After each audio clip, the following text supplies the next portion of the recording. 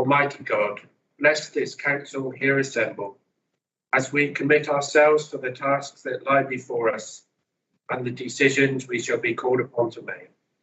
So guide us by your Spirit and cleanse our hearts from self-seeking, that we may resolve only those things that have been entrusted to us. In planning for the future, give us vision. In matters of finance, give us responsibility. In dealing with people, give us love. Through Jesus Christ our Lord. Amen. Amen. Thank you very much, Devon. You're more than welcome to stay, but I appreciate it.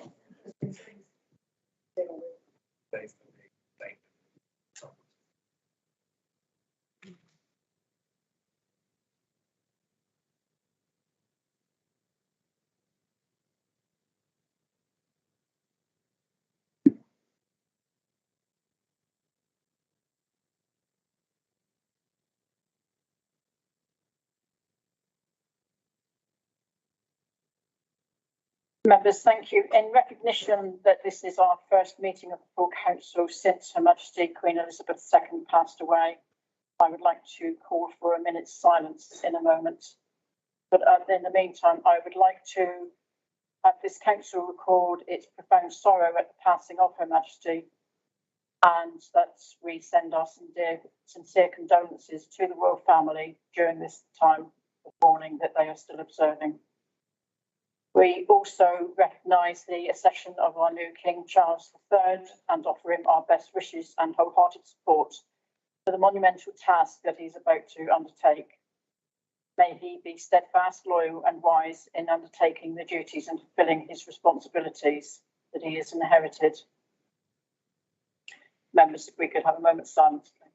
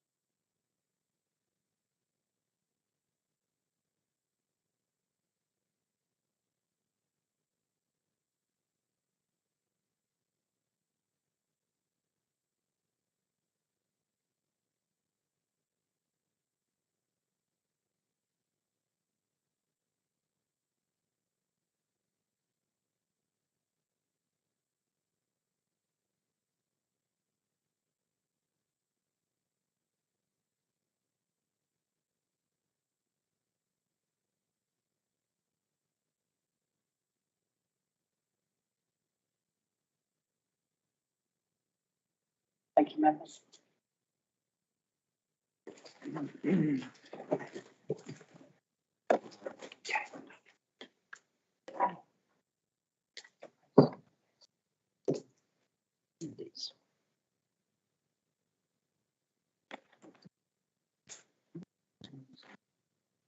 I sort my various bits of paper and pages and things out.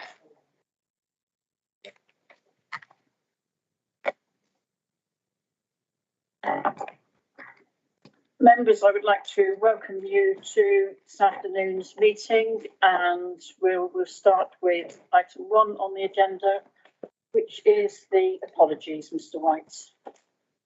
Thank you, Mr. Mayor. Good afternoon, members. For this afternoon's meeting, we have the following apologies: Councillor Bashon, Councillor Coulson, Councillor Leach, Councillor Moody, who's hoping to join via Teams, Councillor Davies, Councillor Ewings, again, who's hoping to join via Teams, and Councillor Kimber. Thank you, Mr. Mayor. Thank you, Mr. White. Members, are you happy with those apologies? Thank you.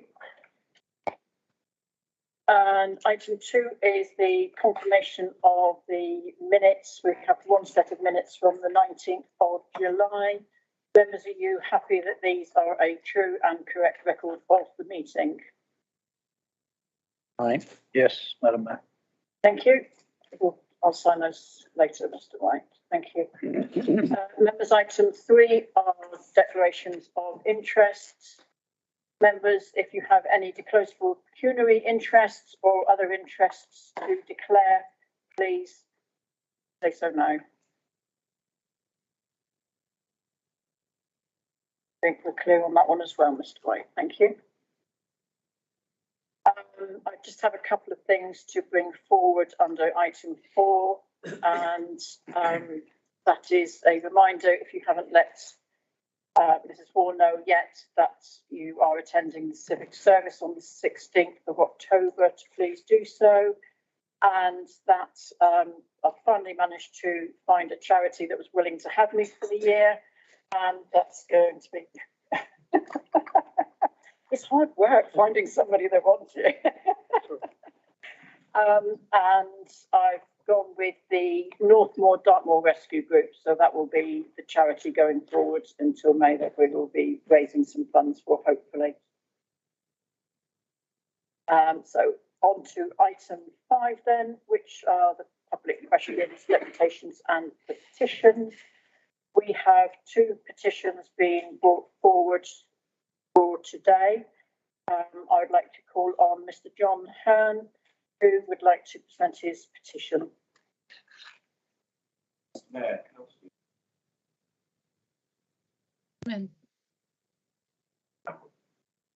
a small parish of 208 electors, but a very active community. Volunteers have acted totally independently of the parish council and achieved significant projects.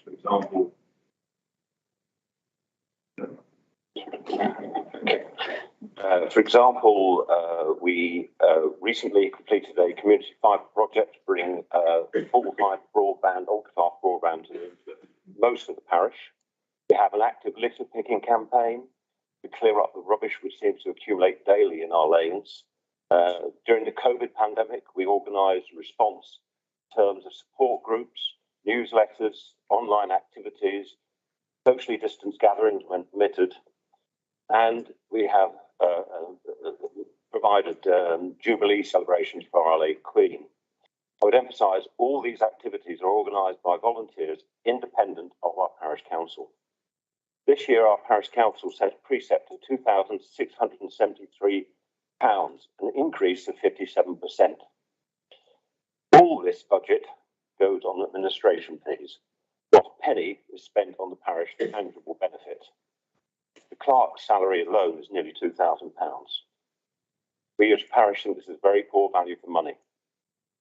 In our May annual parish meeting, which Councillor Jury attended and gave a presentation on options for the parish, we voted at the end, a vote was proposed from the floor to raise a petition for a governance review with a view to removing the parish council in favour of a parish assembly. This was voted on and passed by 15 votes, with only 2 abstentions from the 2 parish councillors present. We then formed an action group to deliver the petition, leafleting the parish, and we needed 37.5% of the parish to sign it, or 78 signatures. We achieved 151 signatures, which is 72.6% of the parish. 24 people declined to sign it, which is about 11%, with reasons ranging from they oppose what we were trying to do through I don't want to be involved in parish politics. We didn't manage to contact 33 people due to either extended holidays abroad or working abroad. We believe that this 72.6% of parish signing the petition represents a significant majority asking for a governance review with a view to abolishing the system Damrell Parish Council in favour of a parish assembly. And we respectfully ask West Devon Borough Council to accept our petition and to undertake such a governance review. Thank you. Thank you, Mr. Hearn. That will be dealt with under our petition scheme. Thank you. Yes, please. Yeah, thank you very much.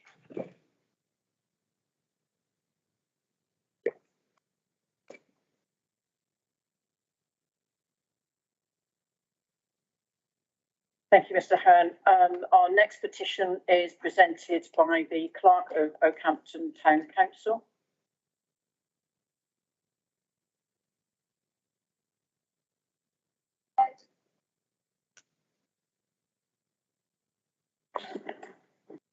Do I need to press it? No. Thank you very much. This is a petition from Oakhampton Town Council to review the Town Council's boundary. So it's been signed by more than the required number of the electorate within Oakhampton. So I'm going to leave this with you today for a review, if you would, please. Thank you. Thank you. And as before, that will also be dealt with under our petition scheme. Thank you.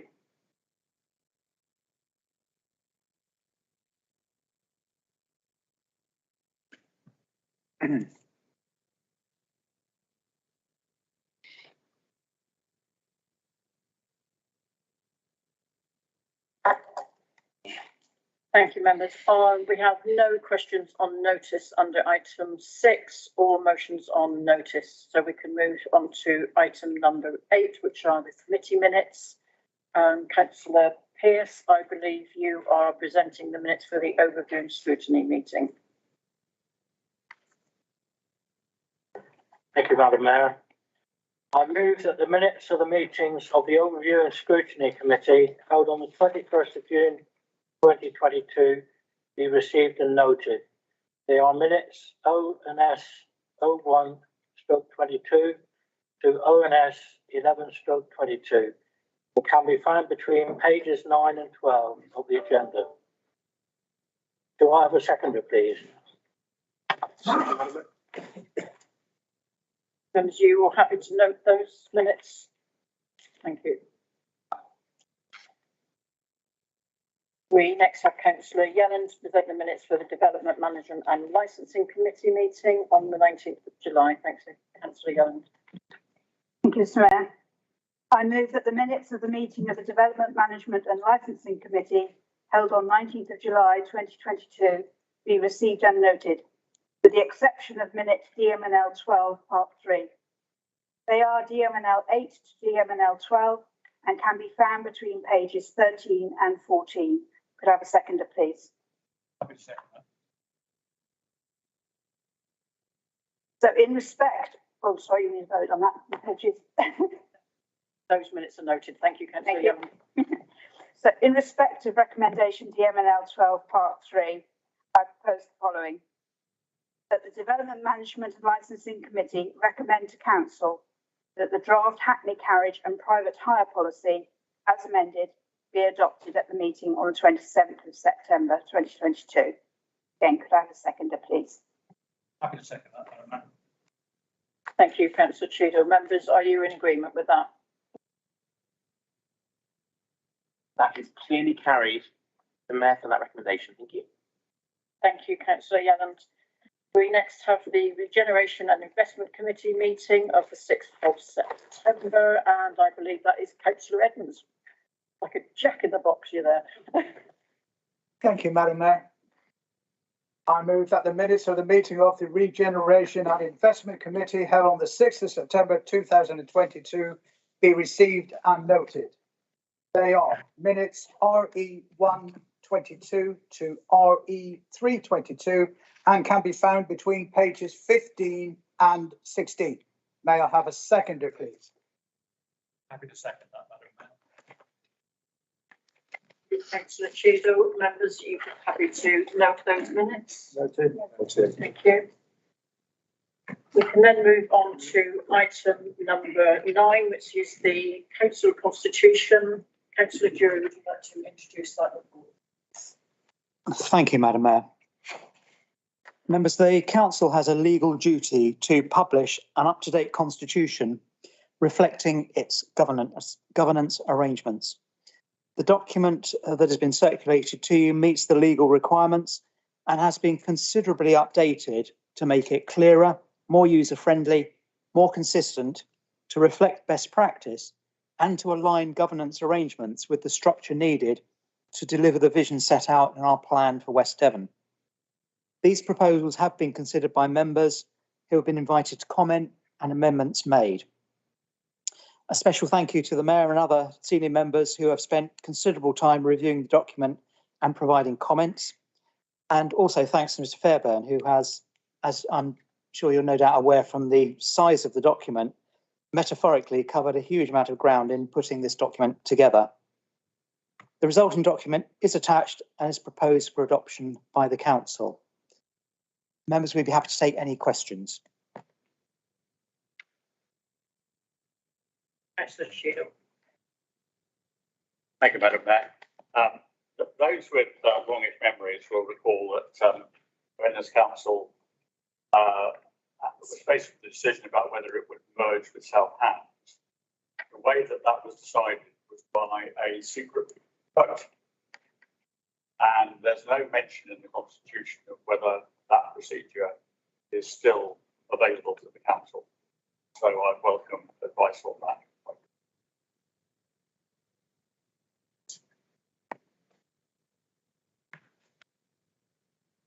Madam Mayor, thank you to Councillor Shield for the question and for the advance notice. I have seen a copy of the wording that was previously in the Constitution. I have to say it's a form of voting that I've never come across previously in all my experience working for a number of local authorities. One would normally have a recorded secret ballot or a secret ballot in respect of appointments. That I think is fairly common practice. But I haven't come across a recorded ballot for recorded secret ballot for a substantive matter. That said, I'm happy to take it away and give it some further consideration. For the time being, I don't think the absence of such procedure is an impediment to you approving the Constitution this afternoon, if you're so minded. It's a living document. We will undoubtedly be back revisiting it again. And it may be that on reflection, maybe that is something that can go in. And that is probably all I have to say at the moment. Thank you. Thank you, Mr. Devon. Councillor Richard. Thank you. Point of order, it was actually a recorded vote at the time, and I think some of us disappointed that we carried on as we normally do, going A to Z, with the chance we should have gone Z to A for that vote. But those with long memories might remember that. That is indeed my recollection, is that we did vote in alphabetical order. Thank you. Councillor Moyes. Thank you, Mr. Mayor. Page 101, quorum at full council. I see that it's down to 8, which I was slightly surprised at. Is there a reason it's 8? I think in local government usually it's a third, the quorum. So perhaps I would think it should be 11 then.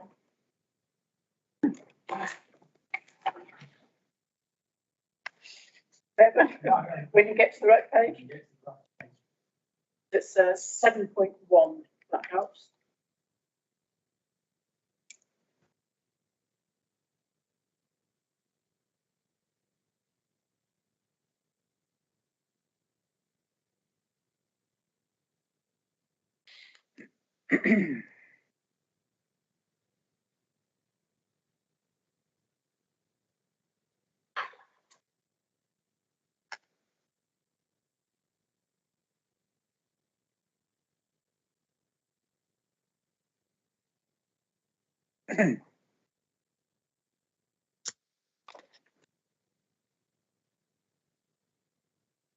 Must be a typo.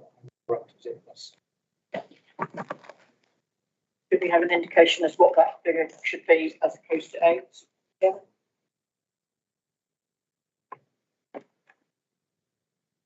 Thank you. While that's being checked, and then does anyone else have any other questions?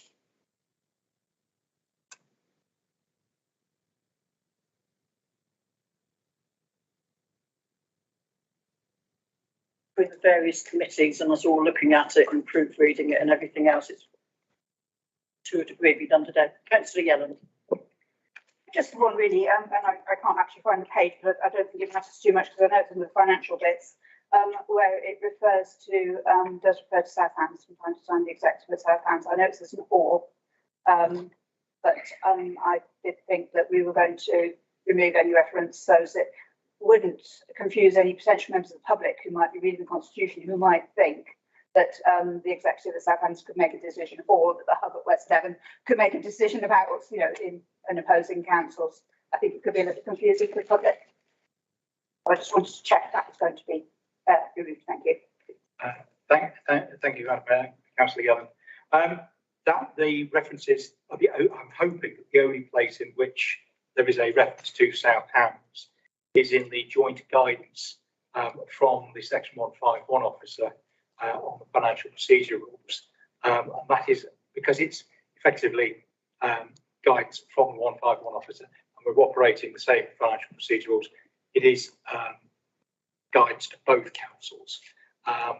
It's not what I've sought to do is take that guidance outside the Constitution. It's in the document today, so you've seen it. Essentially, it will sit outside the Constitution, and it is there as well as a working note, effectively for individual members and for officers, rather than being a document for public consumption. Right, if that makes it clear.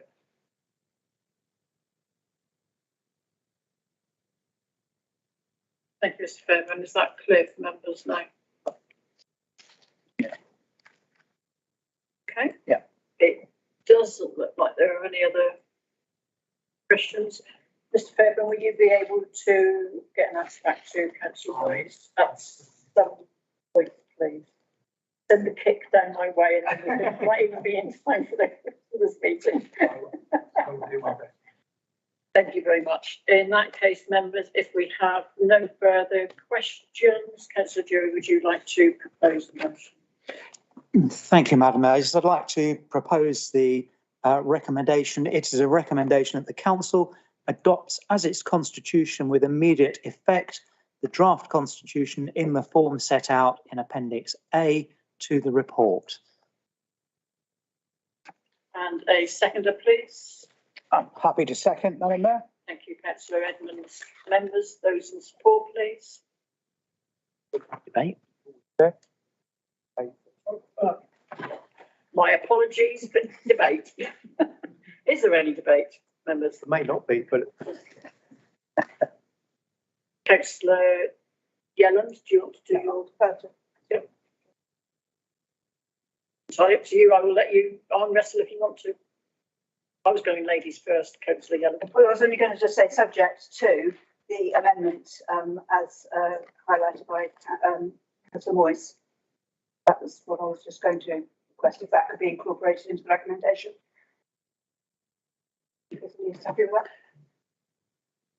You happy with that? I'd be happy to include that, Madam Mayor. And Councillor Edmonds, I assume you're happy as well with that? thank you, Madam Mayor. I'm happy. Thank you, Councillor Yelland.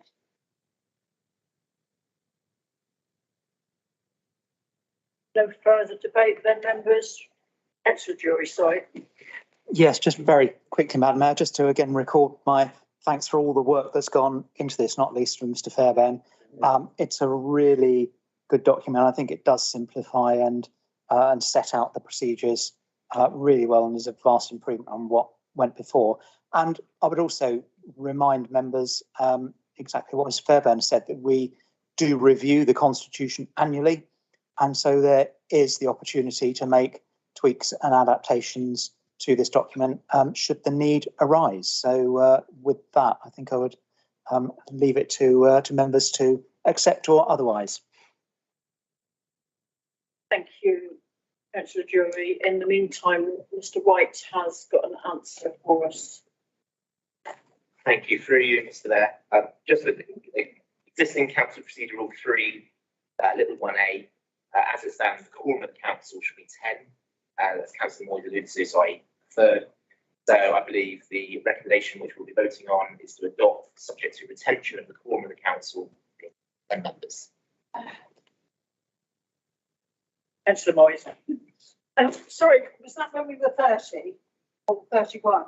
So that, I think it should be 11. Yeah, it should be open. Yeah. If that's the wish of the meeting, Sorry. as it stands, it's 10 at the moment, but if that's the wish of Councillor Crawley to increase to 11 proposer, vote that's. Mr Devon. Madam Mayor, the legal requirement is for at least a quarter. So whatever the quarter is. So it's 8. Okay.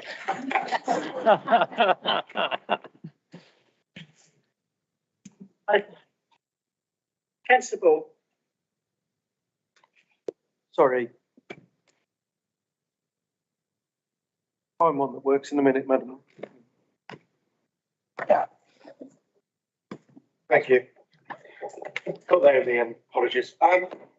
8 does seem low, even though that might be the legal requirement.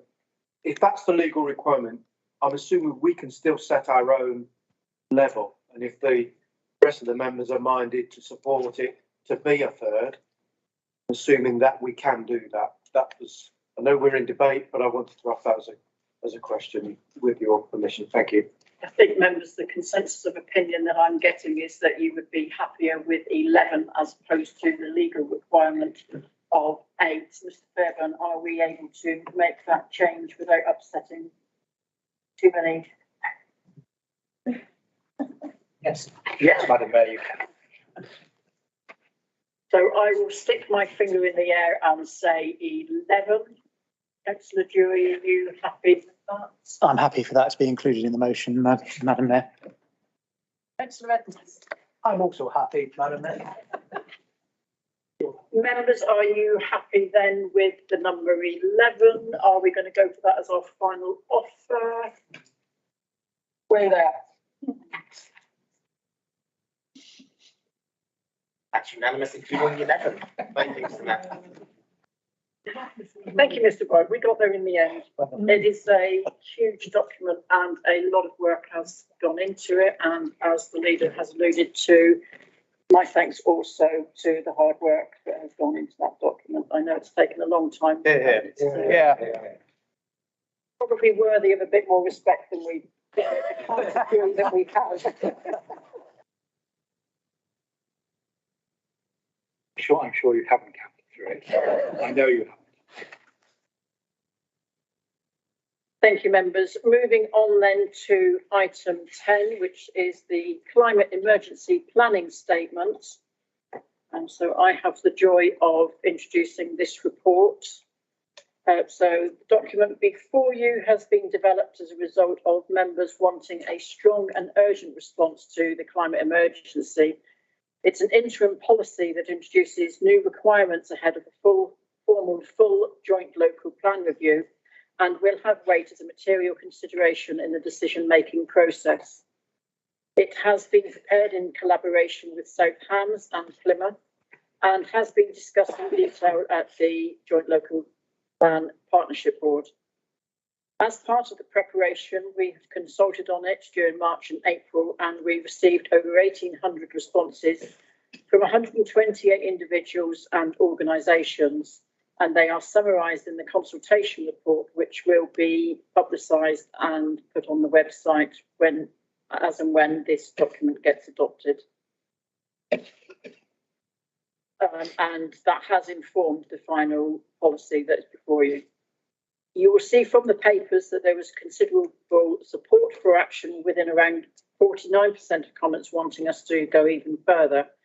However, we consider that the current approach is a quick, practical and pragmatic response that puts appropriate new policy in place now while we collect the evidence needed to support any other more comprehensive policies that might go into the next plan and the review. There are 7 new mitigation measures and 6 new adaptation measures, which complement the new building regulations that came into force on the 15th of June 2022. The new measures are included in Appendix 1 and 3 of the documents. These should ensure that new homes and buildings are developed to high environmental standards and do not need retrofitting as soon as they are built. Ensuring thermally efficient buildings, reducing reliance on fossil fuels and maximising the use of renewable energy is particularly important now, given the very high energy prices. The climate emergency planning statement is primarily designed to be used via an interactive web tool that will guide people through what is required and signpost any good practice on the specific issues. This links directly with our ambitions on digital planning.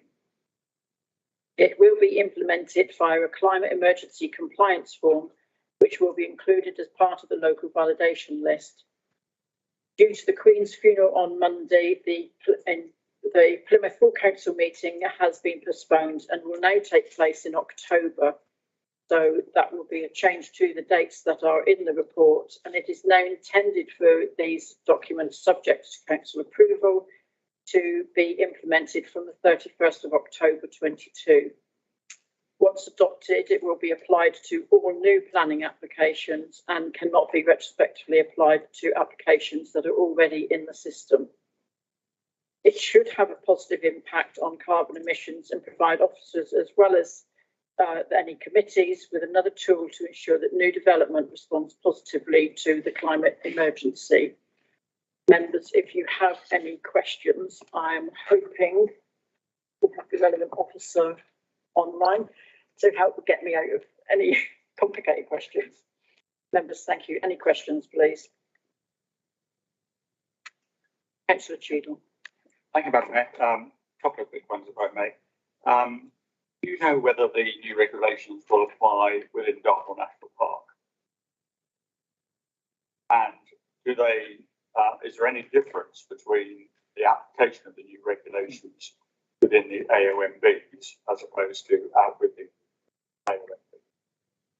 And finally, do listed buildings come under the constraints imposed by these new regulations? My understanding is that the National Park are their own effective planning authority, so it wouldn't therefore come under that. And I will pass you over to Mrs. Lee, who will know the answer to this far better than I will.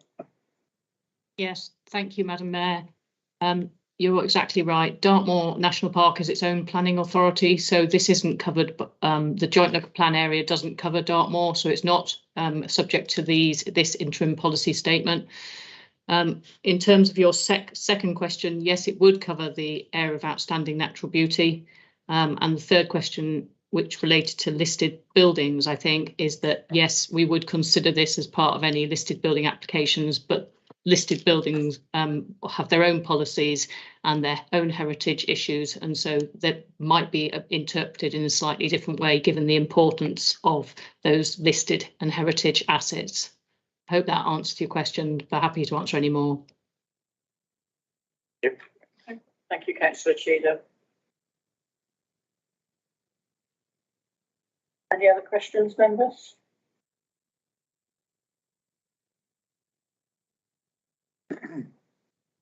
Goodness, we're very quiet today. In that case, members, if there are no further questions, I will move the recommendation as on page 349 of your agendas, that subject to Plymouth City Council and South Hams District Council agreeing likewise, one, that the Plymouth and South West Devon Climate Emergency Planning Statement is formally adopted as an interim policy statement pending completion of the next review of the Plymouth and South West Devon Joint Local Plan, and that two, the climate emergency compliance forms are included in the local validation list and that they are approved. Can I have a seconder, please? Seconds, Chair. I'll be the second on there. Mr. White, take your pick. Thank you both. Members, in that case, I will open it to debate. Councillor Cheadle. Thank you, Madam Mayor. I thoroughly endorse the direction of travel with these proposals. And I hope members of the council and those starting out on projects to build houses or modify existing houses understand the significance of these recommendations, because they are probably the biggest single change in terms of a change of regulation to cope with climate change than we've ever had. We've in this chamber, we've spoken of our frustration about why new developers are not putting in heat pumps and why they're still fitting gas boilers and what have you. Well, from the date of this legislation, which I think the end of October, you said, 31st of October, it will be a valid planning consideration and the gas boilers will not be fitted to new development unless there are outstanding reasons to do so. So one of the things that we're going to just have to get used to, I think, is the fact that new developments are going to cost significantly more in the early stages of the build stage, although they should save money through life. And they're going to take longer because tradespeople that understand the new technologies that we're insisting on are thin on the ground, as is the equipment required. If you try and buy a heat pump today, you'll struggle because there just aren't that many around. So this is a seriously significant piece of legislation. And I'm sure as time rumbles on, we'll all get questions from the community about why planning applications are being rejected, taking longer and costing more. But that's the cost of planning. Thank you, Councillor Cheadle. Councillor Ball.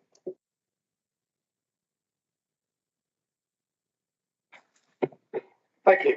Oh, I apologise for the feedback. Yes, as an authority, we've taken this, the whole thing about climate change seriously. We declared a climate emergency, and I believe, with the work that's been going on with some of the working groups and so on, we've taken this seriously. If this doesn't nail our colours to the mast, I don't know what will. I'm really pleased with this, fully endorse it, and as Councillor Cheadle says, it's going to give some teeth to our planning committee, our DML committee, and our planners in the authority to be able to, have an impact on properties coming forward in the borough. So I'm really pleased, fully support it. Thank you, Mr. Mayor. Thank you, Councillor Ball. Councillor Wood. Thank you, Mrs. Mayor. Also, following on from Councillor Cheadle and Councillor Ball, I'd also like to fully endorse this this planning statement. And I think the really brilliant thing about it is the amount of work that has gone in by the three councils and how complex that must have been to work through something that we can all agree on. But I think, as Councillor Ball says, it's really important for us as councils to be able to say, right, no, we're not taking any rubbish development anymore. This is what we want. We want a high standard of development, a high standard of planning for the future of our borough and all of our area. Thank you. Councillor Ridges. Yeah, I really would like to echo the other councillors' points. I think it's a really, really practical, workable document, and I don't think it chokes the construction economy as well. Yes, there will be early teething problems, and there are the supply side problems in every market at the moment, but we need to adapt, and we need to adapt and move forward. But I think this is a really, really good document, and what I'm so pleased with, so much information going into about 28 pages as well. Yeah. So it's a really clever way to do that. So yes, excellent document, really, really good read. As was Mr. Fairbairn's constitution as well. I've been here 23 years, and I think this is the best one I've read as well. So not forgetting that. Thank you. Thank you, Councillor, and I think then we can extend our thanks to the team that have gone behind doing the questionnaire and the report and the work that goes on behind the scenes to be able to get this document. Ms. Lee, if you would like to take that thanks back, thank you. Members, if there, Councillor Pearce. Thank you, Mr. Mayor. I think it's also important to acknowledge the work that's been done on this, as former speakers have done, or previous speakers. There have been significant changes in building regs recently, and also there are more to come next year. So, it's important that we're seen to be working to the best of our ability with moving forward and bringing in policies which are, very, very important for a wide area. So yeah, I fully support this policy. Thank you, Councillor Pearce. Last chance. In that case, members, if you are happy to support the proposal.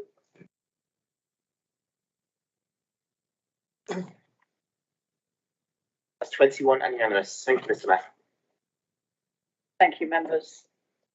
And our final item on the agenda is number 11, which is the Tamar Valley Area of Outstanding Natural Beauty and their 5-year management plan. Councillor Wood. Thank you. Yeah. Ooh, thank you. Okay, the council is required to produce the management plan for areas of outstanding natural beauty within their area and to review them every 5 years. For the Tamar Valley, the council delegates the authority to review and implement the management plan to the Tamar Valley AONMB team. The current management plan covers the periods of 2019 to 2024. The commencement of the next review would have ordinarily started towards the end of 2022.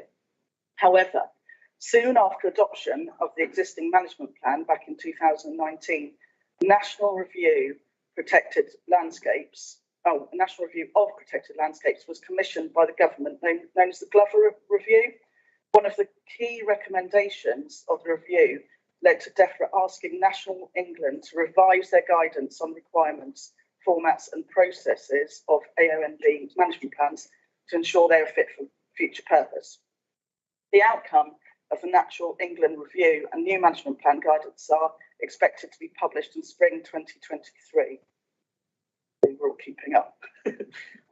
To be able to take account of and ensure consistency within the new guidance, DEFRA have already written to all of the AONBs to give them the option to delay the publication of upcoming management plans. So they were due in 2023 and 24, which would include the Tamar Valley. And this delay could be up to 12 months from their review date. This letter is included as Appendix A to the report. To ensure local authorities meet the requirement to review plans every 5 years, DEFRA have suggested that AONB partnerships can simply produce a light touch one-page review, which commits to producing a new management plan after the new guidance is produced. Tamar Valley AONB executive has recommended the approval of extension up to 12 months, subject to approval from those respective local authorities covering the AONB. The light touch review would follow later this year in line with DEFRA guidance. The extension by 12 months is considered logical, as there's no apparent sense of wasting time or resourcing producing with any review of the management plan in advance of the new Natural England guidance. Members of the council are asked to support the recommendation within this report and confirm agreement to extend the current Tamar Valley AONB management plan by up to 12 months to the end of 2025. Thank you, Councillor Wood. Members, any questions, please?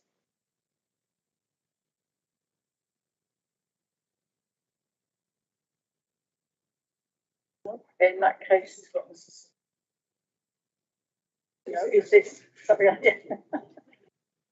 I think there are no questions coming forward. Councillor Wood, would you like to propose the recommendation?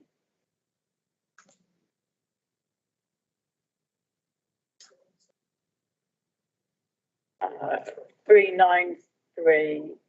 Are you there? I think then, members, in that case, the recommendation is that council confirms agreement to extend the Tamar Valley AONB management plan 2019 to 24 by up to 12 months to the end of 2025. Is there a seconder for that proposal, please? Thank you, Councillor Cheadle. Members, we are now in debate.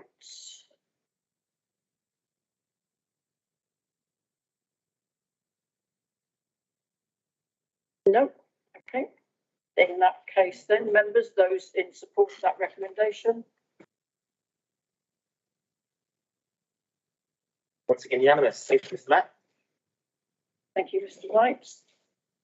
Members, that brings us to the end of our meeting. Thank you very much for your attendance. Have a good week. Thank you. Thank you.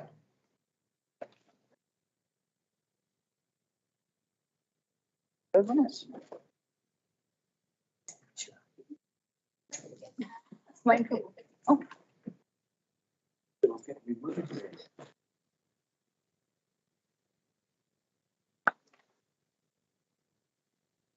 Yes.